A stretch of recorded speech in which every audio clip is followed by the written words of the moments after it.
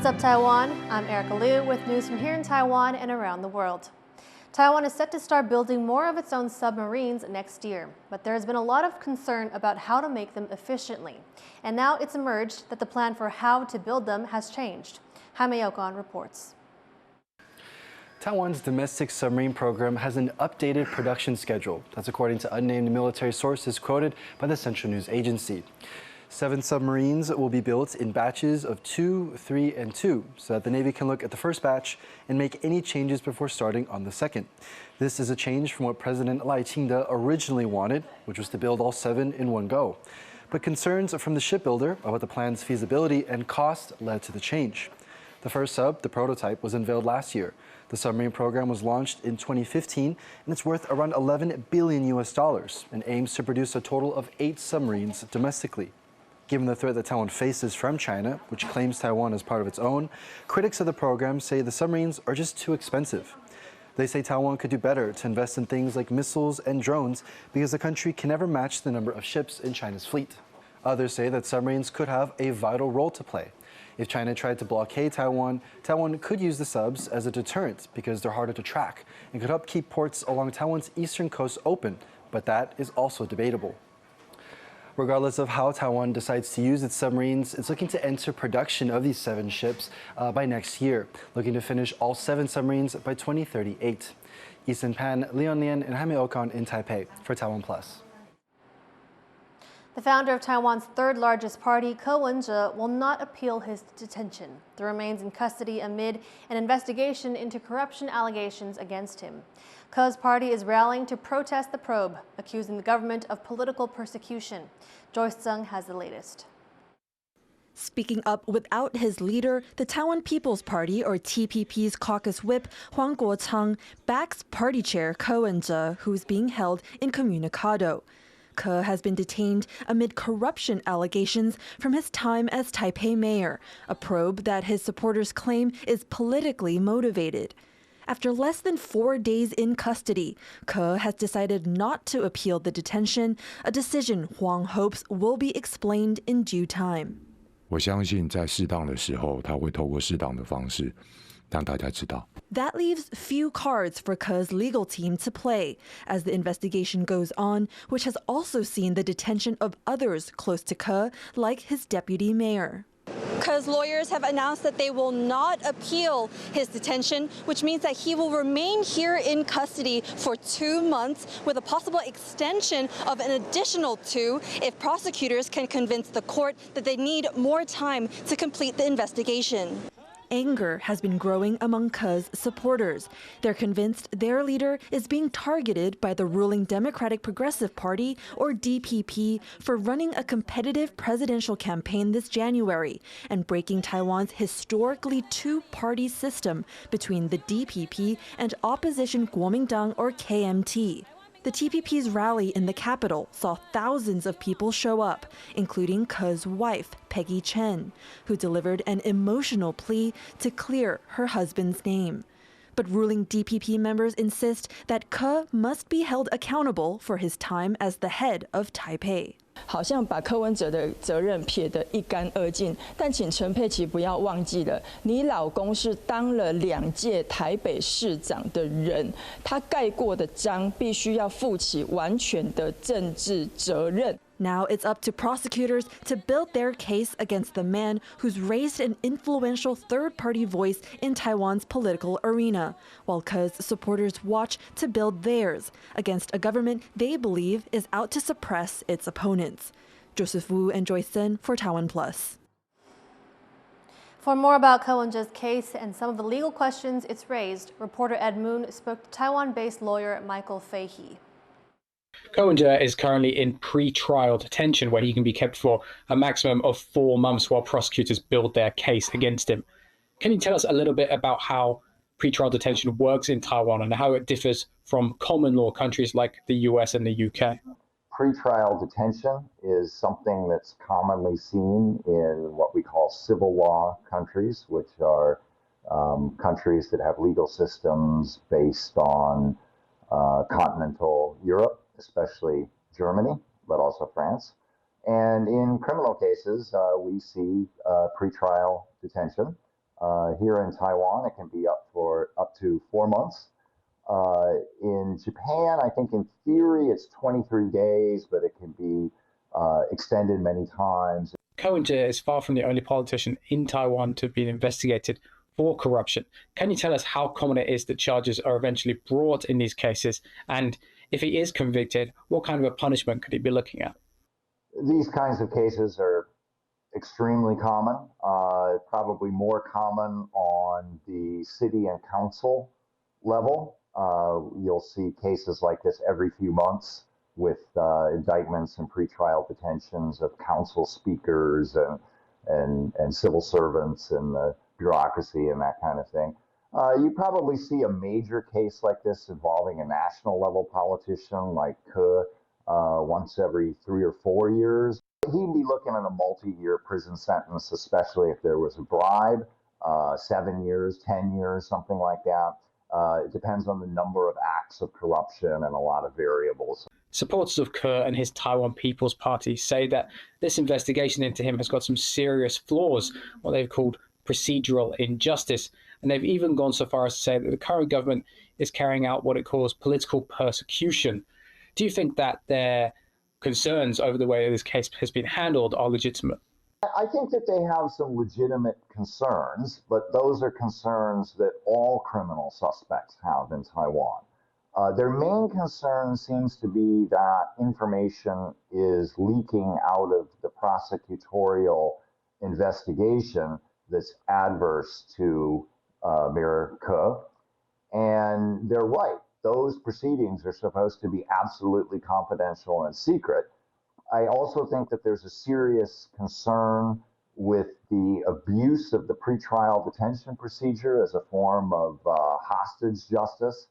It's real easy for the prosecutors to put 2 or 3 different people involved in the case in pretrial detention. It's scary.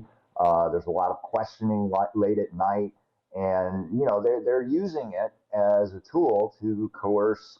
So yeah, I think they have some legitimate complaints, but they're complaints that all criminal defendants in Taiwan have, and hopefully this will be a chance for everybody to reflect on how we could have a more just criminal justice system. That was Taiwan-based lawyer Michael Fahey. Work crews have restored road and rail access to Taiwan's east coast after landslides caused travel chaos late Sunday. John Van Trieste has this update. After hours of scrambling, work crews have finally cleared a landslide that severed transport links on the east coast. But for this crowd of stranded travelers, it comes too late. They've poured into Hualien Station, one of the biggest stations on the east coast, trying to get a train out after the highway to the northern cities was buried. But as they'll soon find out, the railway was shut down too as a precaution as heavy rains continued. Transport in this rugged part of the country is always precarious. With high mountains forming a solid wall in most places, there are only a few roads and one rail line in and out, with rock slides frequently disrupting them. But a Sunday evening is bad timing. Those in a hurry will have to take a roundabout route that will add many hours to their journey.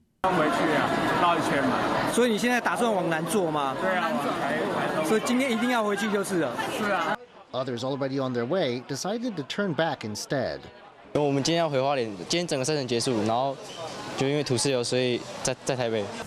the rail and highway links are now finally open again, weather forecasters say the East Coast isn't in the clear yet. 明天像是大台北啦，还有东北部地区以及花东附近这一带都有一些不定时的短暂阵雨。 And full speed service on the rail could take some time to come back, meaning Sunday's travel headache may not be completely over. Chris Ma and John Van Trieste for TaiwanPlus. The health ministry says it is working to improve access to mental health services following a rise in deaths by suicide. Last year, Taiwan reported almost 4,000 deaths by suicide, with suicides among young people growing by 200% in the last decade. Ahead of International Suicide Prevention Day on September 10th, the ministry has raised the age limit on its mental health program aimed at young people. The plan now provides 3 sessions of counseling free of charge at designated clinics for all individuals aged 15 to 45. The 2024 Paris Paralympics ended on Sunday evening after 11 days of intense competition. But the magic of the Games will live on in spectators' memories. Tiffany Wong reports. Going out with a bang, the skies above Paris lit up with fireworks one last time in farewell to the 2024 Paralympic Games. Onlookers cheered as they watched on in the rain. It's been a busy summer for Paris, which saw a record 12 million visitors during the month-long Olympic and Paralympic Games. French attendees said the ceremony brought their capital to life in a new way with an electro-party at the Stade de France Stadium. Et c'est vrai que j'avais jamais vécu ce côté d'une foule entière, enfin, vraiment l'expansion énorme, d'être énorme comme ça, d'avoir vraiment ce soutien moral. Enfin, c'était juste dingue. C'était une fête géante. On a fait que danser pendant 1 heure, tous les gens autour de nous, et il y avait une ambiance de fou, quoi. C'était incroyable. Franchement, on en a pris plein les yeux. It was a joyful way to end the intense competition. In this year's games, China, the UK, and the US came out on top, each team earning over 100 medals. Taiwan received 5, with each of its table tennis athletes taking home a medal, plus another bronze in Taekwondo. Although the Paris Games are over, the Olympics have left their mark on the city, and the Olympic rings will stay on Paris's most iconic landmark, even as the Olympic torch heads to Los Angeles, which will host the next Summer Games in 2028. Devin Tsai and Tiffany Wong for TaiwanPlus. Taiwan has won big at the 2024 Tug of War Outdoor World Championships in Germany. The country claimed a total of 9 medals, 6 golds, 2 silvers, and 1 bronze, its best ever haul at the event that's held every 2 years. The women's 500-kilogram team qualified for the 2025 World Games in Chengdu, China. They've taken the gold medal at each World Games going back to 2005. A record number of dolphins and whales are washing up on Taiwan's beaches every year, and a group of volunteers is doing their best to respond. Erika Liu reports. On a beach in northeastern Taiwan, an unwelcome sight. A dwarf sperm whale struggling on the sand, and a group of volunteers racing to save its life. They've been trained by marine conservation organization, the Taiwan Cetacean Society.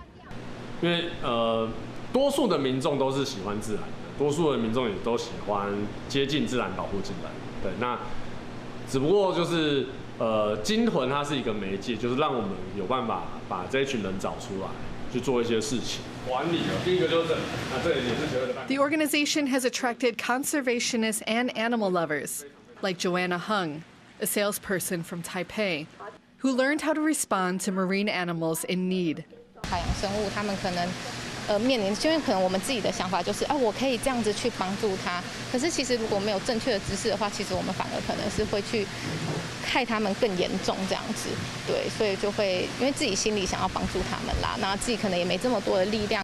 It's not uncommon to come across injured marine life in Taiwan, from beached whales and dolphins to injured sea turtles. But in recent years, researchers are seeing a rise in the number of stranding incidents, from 40 to 60 per year in the past, up to 90. And we have evidence that shipping traffic and fishing and even pollution play a very big role. Responding to this trend has been a challenge, and the majority of animals that become beached on Taiwan shores do not survive, including, sadly, this dwarf sperm whale. But for the Taiwan Cetacean Society and its volunteers like Joanna, giving washed-up whales and dolphins a fighting chance makes the effort worthwhile. Ethan Pan and Erika Liu for TaiwanPlus. Thank you for watching What's Up Taiwan. You can visit the TaiwanPlus website or follow our social media for more stories from Taiwan and around the world. Finally today, we leave you with this footage from the first French electric scooter championships. I'm Erika Liu. Take care and see you next time.